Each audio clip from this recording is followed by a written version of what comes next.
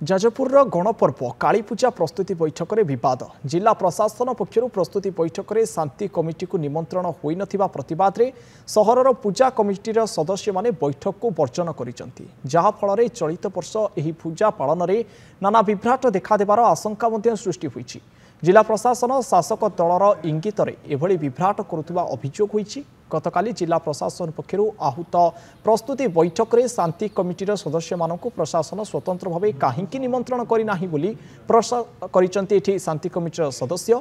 गत वर्ष जिला प्रशासन एभली शांति कमिटीर सदस्य तथा सहरर मुरबी को असम्मान करने उद्यम कर विफल होता। चलित वर्ष प्रशासन शासक दलर इंगित एभली पदक्षेप ग्रहण करुवा अभियोग होता। जिलापाल अंबर कुमार करंक अध्यक्षतार अनुष्ठित एही बैठक आरंभ में शांति कमिटी सदस्य एहार प्रतिवाद करी बैठक छाड़ी पलाइथिले। सेबले बैठक भंडूर होइथिबारु पुणी एक बैठक डकाजिबो बोली जिलापाल सूचना दैछन्ति।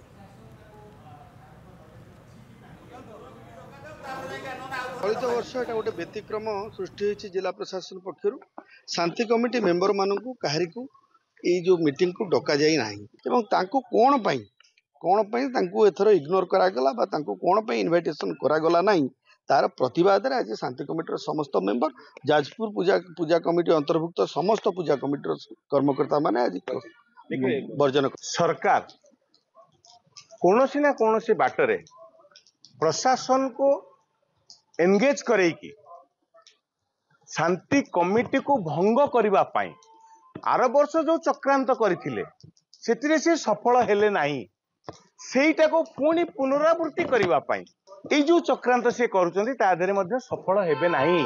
शांति कमिटी को न नहीं पूजा करिवार कोनसे अवकाश नथिला। प्रथम मीटिंग ता जे ही पालानी दि दिन पर आमे रिक्वेस्ट करछु सबु पूजा मंडप जे मन आज फेरी गले भी तांकर जा कहले यथार्थता किंतु हमर उद्देश्य वाज दिस कि आज ही शांति कमिटी विषय में डिस्कशन करितांते टिके हेतले क्लैरिफाइड हेतन बट ठीक अछि से पुराना मेंबर को डाकी आउे 2 दिन पर मीटिंग करछु आमे भावुछु रास्ता किछि बाहरी भल भाव पूजा हम।